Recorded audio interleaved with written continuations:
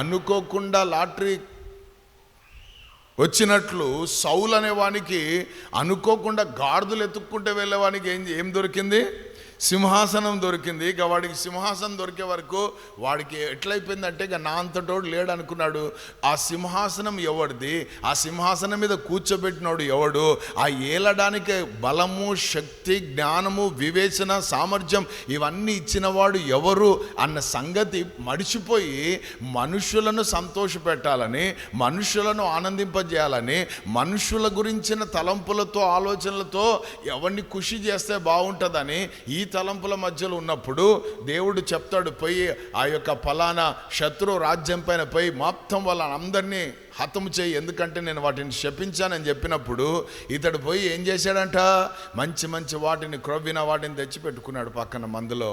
సమూయేలుకి వెంటనే వార్త అందింది, అయ్యా నేను వానిని ఏం చేశాను? తృణీకరించాను. అయిపోయింది మన కథ. నేను అసలు వాని రాజ్యం స్థాపిద్దాం అనుకున్నాను, కానీ వాడు నా మాట వినలేదు. ఆమేన్. అంటే దేవుని మాట ఉన్నది ఉన్నట్టుగా పాటిస్తే మనము తగ్గించుకున్న వాళ్ళము.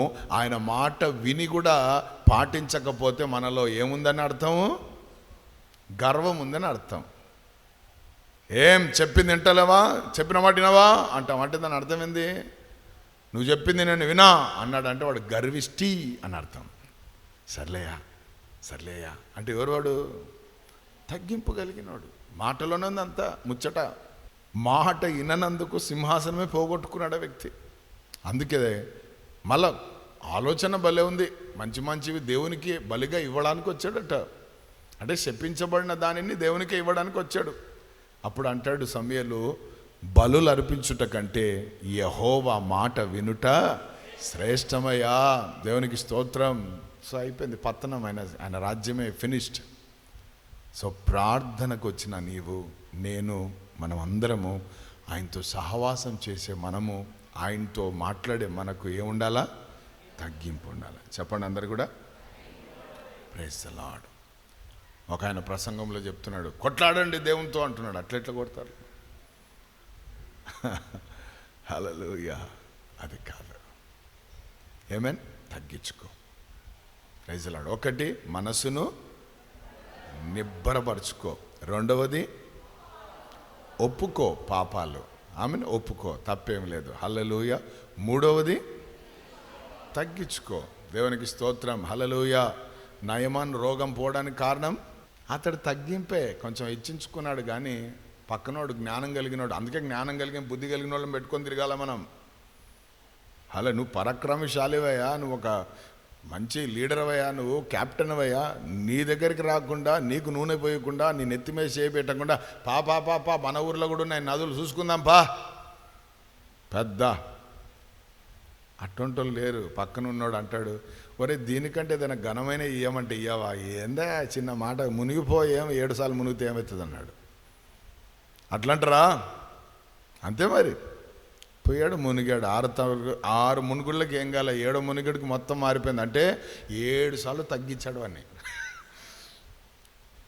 మాకు నదులు లేవా అన్నాను కదా. అటువంటి దేవుడు ఏం చేశాడు? చెప్పాలా గట్టిగా?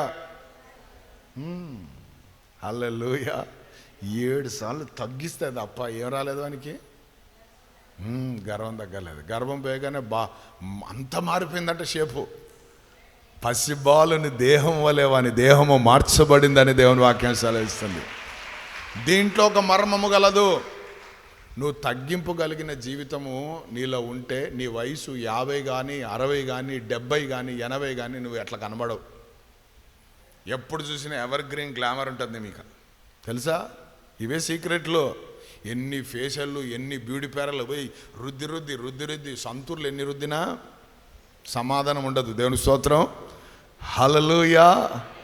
తగ్గింపు కలిగిన జీవితం ఉందనుకో, దేవునికి స్తోత్రం. హల్లెలూయా. మీ వయసు ఇంతేనా?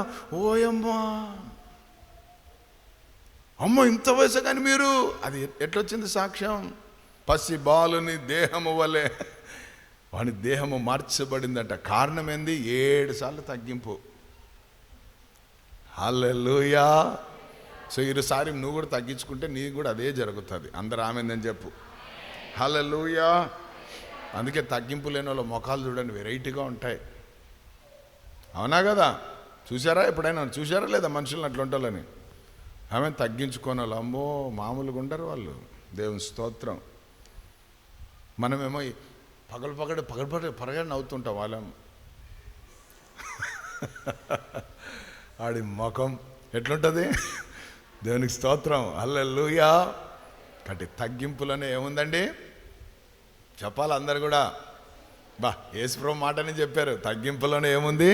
హెచ్చింపున్నది. దేవునికి స్తోత్రం. గట్టిగా చప్పట్లు కొట్టి దేవుని నామాన్ని మహిమపరదాం. హల్లెలూయా, ఆమేన్. ఒక సీక్రెట్ కూడా చెప్తున్నా, ఏ వ్యాధులు రావు మీకు, ఏ బలహీనతలు ఉండవు మీ శరీరంలో, ఏ దుష్టుని కార్యాలు జరగవు మీకు. ఎందుకంటే నువ్వు తగ్గించుకున్నావు కాబట్టి. అందుకే వాక్యం అంటది, దేవునికి లోబడి అపవాదిని, అంటే దేవుని సన్నిధిలో నువ్వు తగ్గించుకొని అపవాదిని ఎదురిస్తే వాడు మీ యొద్ద నుండి తగ్గింపులను అంతా. హల్లెలూయా. దాని తర్వాత చూడండి ఇంకొక లక్షణం, దాంట్లోనే లూకాసు వార్త 18:13. లూకాసు వార్త 18:13. అయితే సుంకరి దూరముగా నిలుచుండి ఆకాశము వైపు కన్నులెత్తుటకైనను ధైర్యము చాలక రొమ్ము కొట్టుకొనుచు, దేవా పాపినైన నన్ను కరుణించుమని పలికెను. అతని కంటే ఇతడు నీతిమంతుడుగా తీర్చబడి తన ఇంటికి వెళ్ళనని మీతో చెప్పుచున్నాను. తన్ను తాను హెచ్చించుకునివాడు తగ్గింపబడుననియు, తన్ను తాను తగ్గించుకునివాడు హెచ్చింపబడుననియు చెప్పెను. ఆమేన్. కాబట్టి తన్ను తాను ఏం చేయాలా? నిన్ను నువ్వు తగ్గించుకున్నావు అనుకో, ఎవరు నిన్ను తగ్గించినా నువ్వేం పెద్ద ఫీల్ కావు. నిన్ను నువ్వు హెచ్చించుకున్నావు అనుకో, ఇతరులు తగ్గించినట్టు మాట్లాడితే మాత్రం చాలా ఫీలింగ్స్ వస్తాయి. సో ఫస్ట్ మనమే, మళ్ళీ పక్కన వాళ్ళతో చెప్పండి తగ్గాలి.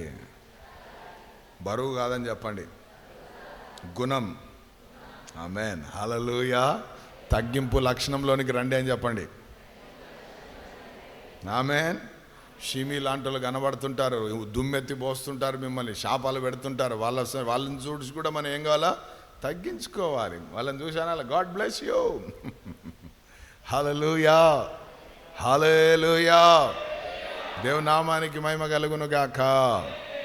దాని తర్వాత లూకాసు వార్త 11:8.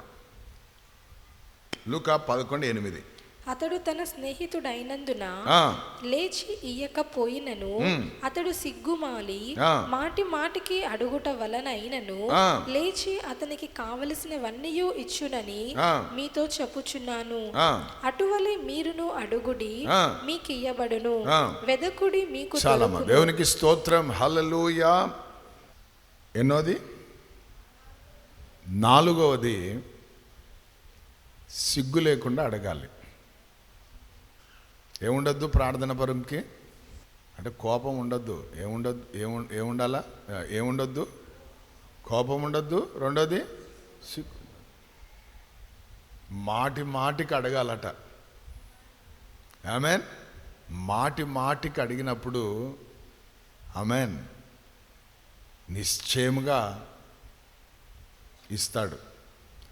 ఇక్కడ కొంచెం కిందికి పోతే, ఎవరైతే పరిశుద్ధాత్మను అడుగుతారో వారికి నిశ్చయముగా తండ్రి ఏం చేస్తాడట? అనుగ్రహిస్తాడు. మనం మాటికి ఏం అడగాల? పరిశుద్ధాత్మను అడగాల. ఇంకా దానికి మించింది ఏమైనా ఉందా మనకు ఈ లోకంలో? హల్లెలూయా. పరిశుద్ధాత్ముడు వచ్చాడు అనుకో మన లోపలికి, మొత్తం మారిపోతుంది సీన్ అంతా కూడా. హల్లెలూయా. సో ప్రతిసారి మాటికి దేవా నీ ఆత్మతో నన్ను నింపు నాయన. ఎందుకు ఆత్మతో నింపబడాలి? గంతులేయడానిక, కేకలేయడానిక, చప్పట్లు కొట్టడానిక కాదు. ఆమేన్. అవి ప్రారంభంలో అనుభవాలన్నీ కూడా. వాస్తవంగా చెప్పాలంటే ఆత్మ మనకు ఎందుకు కావాలంటే, పరిశుద్ధాత్మతో మనం ప్రతిరోజు ఎందుకు నింపబడాలంటే, యెషయా 11లో మనం చూస్తే ఏముందో చూడండి. యెషయా 11:1-2. యెషయి మొద్దు నుండి ఆ. చిగురు పుట్టును, వాని వేరుల నుండి అంకురము ఎదిగి ఫలించును. ఆ. యెహోవా ఆత్మ, యెహోవా ఆత్మ అనగా పరిశుద్ధాత్మ, జ్ఞాన వివేకము, జ్ఞానమిచ్చే ఆత్మ, వివేకమిచ్చే ఆత్మ, ఆలోచన ఇచ్చే ఆత్మ, బలమునిచ్చే ఆత్మ, తెలివిని యెహోవా ఎడల భయభక్తులను పుట్టించు ఆత్మ. ఆమేన్, హల్లెలూయా. ఇన్ని ఉన్నాయి పరిశుద్ధాత్మలో. ఆమేన్, హల్లెలూయా. జ్ఞానం ఉంది.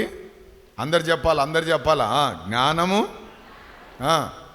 వివేకము, ఆలోచన, బలము, తెలివి, భయభక్తులు. ప్రతిరోజు మనకు అవి కావాలి కదా, అనా కదా? ఏందో ఏ ఆలోచనలో నాన్న, ఏదో సంతకం పెట్టేసినా, ఏదో ఆలోచనలో ఎక్కడికో పోయినా, ఈ పిచ్చి పిచ్చి కాదు. నువ్వు ప్రతిరోజు దేవుని ఆత్మచేత నింపబడితే ఆయనే నీకు ఆలోచనకర్తగా ఉంటాడు, ఆయనే నీకు బలవంతుడైన దేవుడుగా ఉంటాడు, ఆయనే నీకు జ్ఞానం ఇచ్చేవాడుగా ఉంటాడు. దేవునికి స్తోత్రం. ఆయనే నీకు వివేకం ఇచ్చేవాడుగా ఉంటాడు, ఆలోచన ఇచ్చేవాడుగా ఉంటాడు. హల్లెలూయా. ఆయన నడిపింపు అద్భుతంగా ఉంటుంది దేవుని బిడ్డలారా. దేవునికి స్తోత్రం. అసలు ఫెయిల్యూర్ అనేది నీకు ఎక్కడ కనబడదు దేవుని బిడ్డలారా. దేవునికి స్తోత్రం. మనుషుల దయ కోసం నువ్వు పరిగెట్టవలసిన అవసరం లేదు, ఎవరో అజమాయిష్ కోసం పరిగెట్టవలసిన అవసరం లేదు, ఎవరో కళ్ళు నీ మీద పడాలని పరిగెట్టవలసిన అవసరం లేదు, ఎవరికో చెప్పి నా గురించి రికమెండ్ చెయ్యి అని మొత్తుకోవలసిన అవసరం లేదు. నువ్వు ఆత్మ చేత నింపబడితే హల్లెలూయా, దేవుని నామానికి మహిమ కలుగును గాక. నీవు ఒక ప్రత్యేకమైన వ్యక్తిగా కనబడతా ఉంటావు, నువ్వు ఒక ప్రత్యేకమైన వాడిగా కనబడతా ఉంటావు, నువ్వు ఒక ప్రత్యేకమైన దానవుగా కనబడతా ఉంటావు. హల్లెలూయా. ఎందుకంటే నీవు ఆరాధించువాడు, నేను ఆరాధించువాడు, మనం ఆరాధించువాడు ధవలవరుడు, రత్నవరుడు, 10,000లో అతికాంక్షణీయుడు, ఒక ప్రత్యేకమైన వాడు. దేవుని ఆత్మ మనలో ఉంటే మనకు ప్రత్యేకత ఉంటుంది. హల్లెలూయా.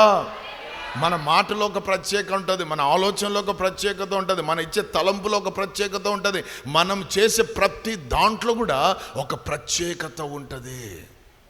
అందుకే పరిశుద్ధాత్మ చేత నింపబడుతుండాలా, మాటి మాటికి అడుగుతుండాలి, అయ్యా నీ ఆత్మ నాకు కావాలయ్యా, అయ్యా నీ ఆత్మతో నన్ను నింపయ్యా, అయ్యా నీ ఆత్మ లేకుంటే నేను ఉండలేనయ్యా, oh lord fill me with your holy spirit, నీ ఆత్మతో నన్ను నింపు నాయనా.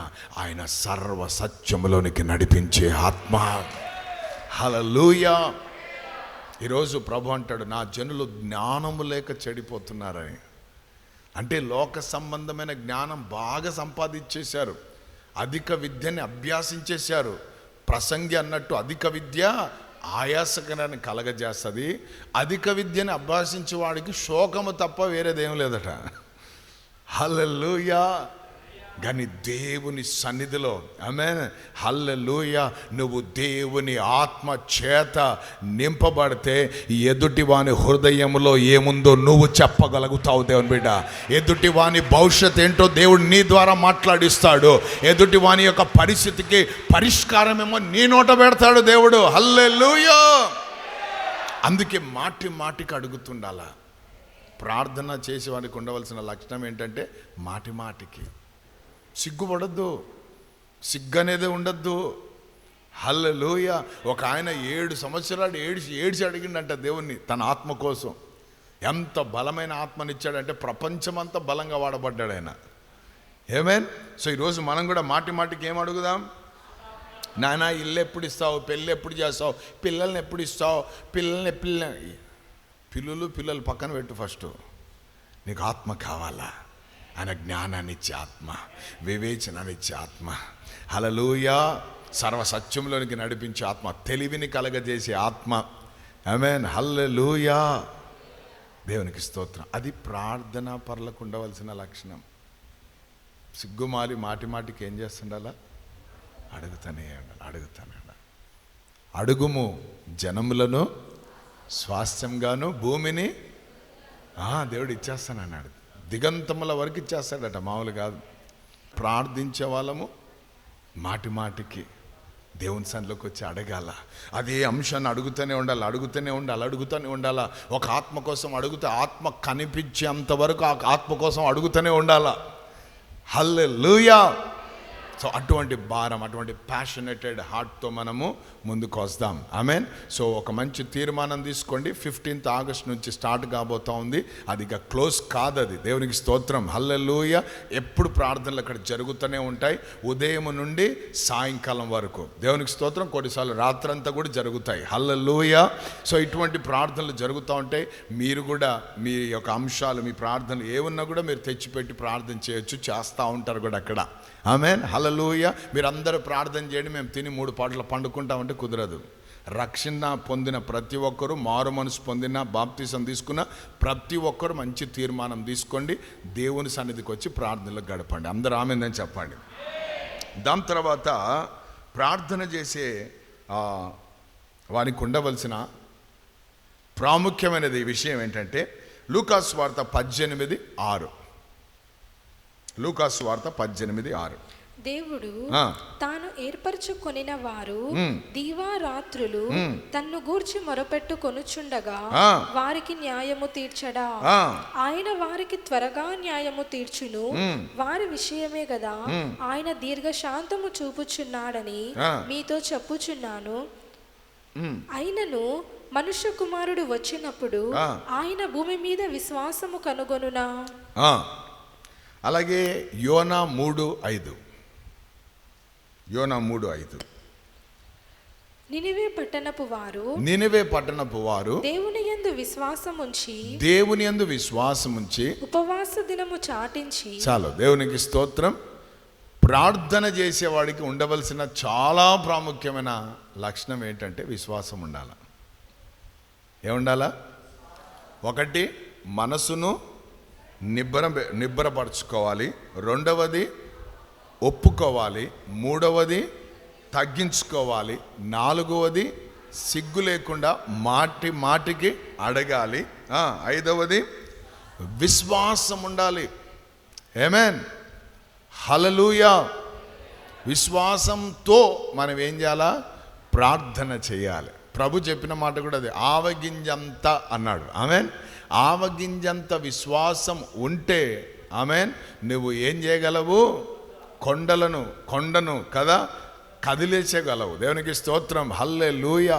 సో ప్రార్థన పరుడికి ఉండవలసిన లక్షణం ఏంటంటే విశ్వాసం ఉండాలి. నువ్వు చేసే ప్రార్థన దేవుడు వింటున్నాడన్న విశ్వాసం ఉండాలి. నువ్వు చేసే ప్రార్థనకు దేవుడు తప్పకుండా జవాబు ఇస్తాడని విశ్వాసం ఉండాలి. దేవుడు నువ్వు చేసిన ప్రార్థనకు దేవుడు జవాబు ఇచ్చేశాడు అన్న విశ్వాసం కూడా ఉండాలి. దేవునికి స్తోత్రం. అందుకే వాక్యం చెప్తుంది, విశ్వాస సహితమైన ప్రార్థన రోగిని స్వస్థపరుస్తుంది. హల్లెలూయా.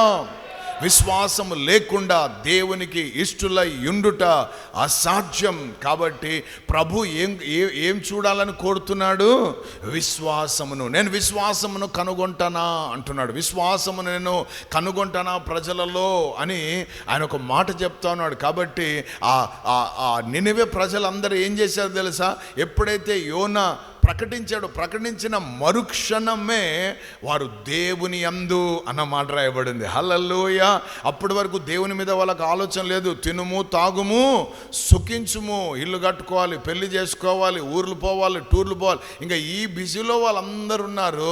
దేవుడు ఒక శాసనం పంపించాడు ఆ యోనా ద్వారా. ఎప్పుడైతే యోనా ఆ పట్టణంలో ఒక్కరోజు తిరిగి కదా సువార్త ప్రకటించారో వాళ్ళందరూ ఏం చేశారు తెలుసా?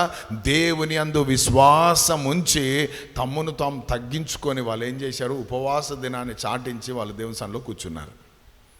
అందుకే వాళ్ళ ప్రార్థనకు చాలా త్వరగా జవాబు వచ్చింది. హల్లెలూయా. ఎంత ఇన్స్టెంట్ జవాబు దేవుడు ఇచ్చాడంటే, ఎందుకంటే వాళ్ళు ఎవరి మీద విశ్వాసం ఉంచారు? దేవుని మీద. సో ఈరోజు నీ విశ్వాసం ఎక్కడ అని అడుగుతున్నాడు దేవుడు. Where is your faith? కొంతమంది డబ్బు పైన విశ్వాసం పెట్టుకుంటారు. Money makes. ఏదైనా డబ్బు ఉంటే ఏదైనా చేయగలమన్నా అని కొంతమంది, అధికారం ఉంటే ఏదైనా చేయగలమన్నా అని కొంతమంది, ఆమెన్, కండబలం ఉంటే ఏదైనా చేయగలం కదా. కొంతమంది ఏమో బంధుబలం ఉంటే ఏదైనా చేయగలం. సో ఇవన్నీ మనం వీటిపైన పెట్టుకొని ఉంటాం విశ్వాసం. దేవునికి స్తోత్రం. హల్లెలూయా. వస్తాను అని చెప్పి లాస్ట్ కాడ అన్నాడంట, నాకు జ్వరం వచ్చింది నేను రానుపో అన్నాడంట. 7 నెలల నుంచి వాని మీద విశ్వాసం పెట్టుకుని ఏమైంది? అయిపోయింది. రాత్రంతయు శ్రమ పడిన కదా. సో విశ్వాసం ఉండాలి. ఏముండాలా? ఆమేన్. చేసేవాడికి విశ్వాసం ఉండాలి, చేయించుకునేవానికి ఏంటి? ప్రార్థన. హల్లెలూయా. ఇది చేయించుకునేవానికి అలవాటైపోయింది. అది అందరి చేతులు పెట్టించుకొని మామూలే, పాస్టర్లు చేయి పెడతారు, మనం ఊరికే నిలబడాలా అని పోయి ఇట్లా నిలబడుతుంటారు కొందరు. ఏ సేవకుడు కనబడితే ఆ సేవకుడు. ఆమె రోడ్లో పోయేటోని కూడా పిలిచి చేయబెట్టు అంటారు, 10 రూపాయలు తీసుకో అంటారు. అద్భుతం ఏంటంటే ఆ చేసినోడికి 10 రూపాయలు వచ్చింటుంది, కానీ చేపించుకున్నాడు 10 రూపాయలు పోయి ఉంటుంది. కానీ అద్భుతం మాత్రం ఎందుకు? విశ్వాసం లేదు. సో చేసే నీకు ఏముండాలా? Praise the lord. హల్లెలూయా, హల్లెలూయా.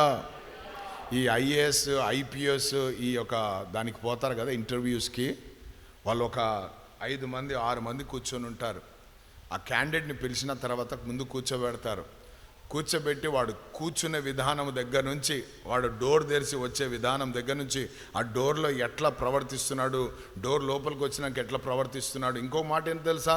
వాళ్ళు బయట కూర్చొని అందరు లైన్లో ఉంటారు. ఆ బయట కూడా సీసీ కెమెరాలు ఉంటాయి, వీళ్ళు టీవీలో చూస్తుంటారు. అంటే బయట వాళ్ళతో వీడు ఎట్లున్నాడు, లోపలికి వచ్చేటప్పుడు ఎట్లా వస్తున్నాడు, ఇక్కడ మా ముందుకు వచ్చి ఎట్లా కూర్చుంటున్నాడు, ఇవన్నిటికీ మార్కులు ఉంటాయి. ఊరికే పుస్తకాలు చదివేసింది, పుస్తకాలు పెట్టేసింది అంతా అంటే కాదు. ఎందుకంటే ఐఏఎస్ ఐపీఎస్ అంటే అది సంథింగ్ స్పెషల్ అనమాట, చాలా పవర్ఫుల్ పదవి కాబట్టి, అధికారం కాబట్టి దానికి ఇవన్నీ ఉంటాయి. అందుకే అందరు సెలెక్ట్ గారు, కొంతమందే వస్తుంటారు బయటికి. కారణం ఏంటంటే వాళ్ళల్లో ఇవి లోపాలు వచ్చింటాయి అన్నమాట. టెన్షన్గా వస్తాడు, సార్ అని పేపర్ల కింద, జిరాక్స్ కింద ఇవి పట్టుకొని మామూలుగా ఉండదు. ఇంటర్వ్యూకి పోయినప్పుడు కొంతమంది గందరగోళం కదా వచ్చి కూర్చుంటారు. ఆ కూర్చునే విధానం కూడా చూస్తారు వాళ్ళు. ఆమేన్, హల్లెలూయా. నువ్వు ప్రశ్నకు జవాబు కరెక్ట్గా చెప్తున్నావా చెప్పడం లేదా వాళ్ళు చూడరట. వాళ్ళు చెప్పే క్వశ్చన్కి వీడు కరెక్ట్ ఆన్సర్ ఇస్తున్నాడా ఇవ్వడం లేదా చూడరట. ఏం చూస్తారంటే వాడు తప్పైనా కరెక్ట్ అయినా చెప్పే విధానం ఉంటుంది చూడు. కూర్చొని ఎస్ సార్ అని నవ్వుకుంటా, అవును సార్ ఎస్ సార్ అని అది చెప్పే విధానం చూసి దానికి మార్కులు వేస్తారట. అది ఏదో ఉండాలి, రెండు రెండులా అంటే పోతుంది మరి. ఏమే హల్లెలూయా, దేవునికి స్తోత్రం. అది దేవుని సన్నిధిలోకి వచ్చినా కూడా దేవుడు అదే చూస్తాడు. నువ్వు ఎంత పరిశుద్ధునో చూడడు, నువ్వు ఎంత ఉపవాసం ఉన్నాడో చూడడు, లేకపోతే నువ్వు కదా దేవునికి స్తోత్రం. అందుకే కొంతమంది అంటారంట, మేము ఇంత మా ఆకలి చంపుకొని బట్టలు చించుకొని గోనె పట్ట కట్టుకొని, ఎవరి గ్రంథంలో రాయబడ్డది, మేము ఇన్ని ప్రార్థనలు చేసినా నువ్వు చూడడు. ఎందుకు? నీలో విశ్వాసం లేదు. హల్లెలూయా, దేవుని నామానికి మహిమ కలుగునుగాక. ఇట్లా టీవీగా కూర్చొని మాట్లాడేది గట్టిగా మాట్లాడుతూ ఇంక అన్నీ తెలుసుకోను కూడా, వానికి ఏం తెలియదు. ఆమెన్, అదే మరి దేవునికి స్తోత్రం. హల్లెలూయా. కాబట్టి ప్రార్థించేవాడికి కావాల్సిన లక్షణం ఏంటంట? విశ్వాసం. ఏముండాలా? దేవునికి స్తోత్రం. హల్లెలూయా. అన్నీ చేసిన తర్వాత ప్రభా ఏమో నేను అవుతుందో కదా, నేనేమో అనుకోలేను ప్రభా, కష్టమేనైనా అయినప్పటికీ ఏమో చూడు యేసు నామములో అంటే కాదు. హల్లెలూయా, దేవుని నామానికి మహిమ కలుగును గాక. స్మిత్ విగిల్స్వర్త్ తన ఒక గొప్ప దైవ సేవకుడు, ఇంగ్లాండ్ దేశంలో ఉండేవారు. ఆయన 33 శవాలను లేపారట. 33 మంది చనిపోయిన వాళ్ళను తిరిగి యేసు నామములో బ్రతికించారు. అయితే ఆయన పుస్తకంలో రాస్తూ ఒక యవనస్తుడు చచ్చిపోతే ఆ యవనస్తుని కోసం ప్రార్థన చేయడానికి వెళ్ళాడట. వీళ్ళు అక్కడికి పోయినాక చెప్తారంట, అయ్యా చచ్చిపోయినాడు ఆయన, ప్రార్థన చేయండి అని. ఇంట్లో చెప్పారంట చచ్చిపోయినాడు అయ్యా అని. కరెక్ట్ శవాల దగ్గర తీసుకుపోయి చచ్చిపోయినాడు అయ్యా ప్రార్థన చేయండి అంట. ఏదో రోగం వచ్చి పడిపోయినాడు ప్రార్థన చేయండి అన్నట్టు. దేవునికి స్తోత్రం. ఈయన ముందే మహా రోషం కలిగినాడు. అద్భుతం ఏంటంటే ఈయన చేసే పని ఏంటో తెలుసా? కొలాయిలు పెట్టేవాడు, ఫిట్టింగ్, ప్లంబర్. పెద్ద విద్య చదువుకున్నాడు కాదు, అంతే ఏలుముద్రనే. ఆమేన్, హల్లెలూయా, దేవునికి స్తోత్రం. హల్లెలూయా. సో ఏం చేశాడట? ఈ యొక్క యవనస్తుని శవం దగ్గరికి వచ్చి అందరిని బయటికి పంపించి తలుపులేసి ఆ శవాన్ని ఇట్లా పట్టుకొని కాలర్తో లేపి గోడకు అట్లా ఆంచి నజరైడైన యేసు నామములో నీలో జీవాన్ని ప్రకటిస్తున్నాను అన్నాడట. అని అట్లా పట్టు వదిలేశాడట. అద్భుతం ఏంటంటే వాడు గోడకు తలిగి మళ్ళీ కింద పడ్డాడట. అరే నా ప్రార్థన పనిచేయలేదు, ఏమైంది దేవా ఉన్నావా? అట్లా 6 సార్లు తన విశ్వాసాన్ని ఏం చేశాడైనా. ఆమేన్, హల్లెలూయా. మన దేవుడు ఎవరో తెలుసా? విశ్వాసము నుండి అధిక విశ్వాసములోనికి నడిపించే దేవుడు. అసలు విశ్వాసమునకైనా కర్త. He is the author and finisher of our faith. Amen. ఏంది మరణం మాట వింటలేదా అని మళ్ళా లేపాడంట. మళ్ళీ కొడితే మళ్ళీ అట్లా పడ్డాడంట. అట్లా 6 సార్లు ఏదట. లాస్ట్ 7వసారి నజరైడైన యేసు నామములో మరణమా వదిలిపో అనగానే వాడు ఇంక నిలుక్కున్నాడట. అట్లనే ప్రైజ్ లార్డ్ పాస్టర్ అన్నాడు. హల్లెలూయా. పరిశుద్ధుడా, ప్రేమ కలిగిన తండ్రి, ఇంతవరకు మీరు మాట్లాడిన ప్రతి మాటను బట్టి మీకు వందనాలయ్యా. మీతో సహవాసం చేయాలంటే, మీతో మేము మాట్లాడాలంటే మొట్టమొదటిగా మాకు ఉండవలసిన అద్భుతమైన గుణలక్షణాలను మీ ఆత్మ ద్వారా మాకు తెలియజేశారు. మీకు వందనాలైనా. మా మనస్సునునైనా మేము నిబ్బరము చేసుకోవాలని నైనా, మా పాపములను నైనా మీ సన్నిధిలో ఒప్పుకోవాలని, అలాగే మమ్మల్ని మేము తగ్గించుకోవాలని, మాటి మాటికి మీ యొక్క ఆత్మను మేము అడగాలని నాయనా యేసయ్య, విశ్వాసముతో నన్న క్షమాపణ కలిగిన హృదయముతో మీ చిత్తానికి లోబడి జీవించే మనస్సుతో మేము ఉండాలని మీరు మాతో మాట్లాడారు. మీకు వందనాలు. విత్తబడిన ఈ వాక్యం అందరి హృదయాల్లో నీరు కట్టి ఫలింపజేయండి. వాక్యమును దొంగిలించే దయ్యాలను యేసు నామములో బంధిస్తున్నాం తండ్రి. మీకే వందనాలు, స్తోత్రాలు నైనా. మీకే స్తుతి, మీకే ఘనత, మహిమ, ప్రభావాలు చెల్లిస్తూ నాయనా, సమూయేలు అంటాడు, నేను ప్రార్థన చేయకపోతే యెహోవా దృష్టిలో పాపము చేసిన వాడనని ప్రభువా. కాబట్టి ఈరోజు అట్టి పాపమునైనా మాలో ఉండకుండా మీ కృప దయచేయండి. ఎక్కువగా మీతో మాట్లాడేవారిగా, ఎక్కువగా మీతో సమయము నన్ను గడిపేవారిగా, సహవాసం చేసేవారిగా, ఎల్లప్పుడూ ప్రార్థించేవారిగా, మెల్లకోగలిగి ప్రార్థించేవారిగా, విసుక్కకుండా ప్రార్థించేవారిగా, ఎడతెగకుండా ప్రార్థించేవారిగా మా బ్రతుకులు ఉండులాగున మీరు మమ్మల్ని ఆశీర్వదించండి అయ్యా. నాయనా, మనుష్య కుమారుడి ఎదుట నిలబడుటకు శక్తి గల వారగుటకు మెలకువగలిగి ప్రార్థన చేయండి అన్నారయ్యా. ప్రార్థనా పరులు మాత్రమే నాయనా యేసయ్యా మీ యొక్క ముఖం దర్శనము చేసుకోగలరయ్యా. మీ ఎదుట నిలబడగలరయ్యా. మిమ్మల్ని నైనా హద్దుకోగలరయ్యా. మిమ్మల్ని మీ పాదాల దగ్గర నైనా కూర్చోగలరయ్యా. కాబట్టి నైనా మీ యొక్క కృప దయచేయమని ప్రార్థిస్తున్నాను. అట్టి గొప్ప అనుభవం మాకు అందరికీ మీరు దయచేయమని నైనా, మిమ్మల్ని విడిచి మీ సన్నిధిని విడిచి నైనా తిరగకుండా మీ కృప దయచండి. మా అందరి జీవితంలో క్రమాన్ని దయచండి నైనా. అక్రమము తొలగించమని ప్రార్థిస్తున్నాను నైనా. ఎట్లా పడితే అట్లా రావడం, ఎట్లా పడితే అట్లా మాట్లాడడం, ఎట్లా పడితే అట్లా నైనా ప్రవర్తించడం, ఇవన్నీ కూడా తొలగించమని ప్రార్థిస్తున్నాను. భయభక్తులు కలిగి మేము బ్రతికే జీవితం మాకు అందరికీ దయచేయమని మీకే స్తుతి, ఘనత, మహిమ, ప్రభావాలు చెల్లిస్తూ యేసుక్రీస్తు అతి పరిశుద్ధమైన, సాటి లేని, ఉన్నతమైన, మహోన్నతమైన నామములో ప్రార్థిస్తూ వేడుకుంటున్నాం మా పరలోకపు తండ్రి. ఆమేన్. ఆకాశమందు నీవు తప్ప నాకెవరున్నారయ్యా? ఈ లోకములో నీవుగాక వేరే ఆశే లేదయ్యా.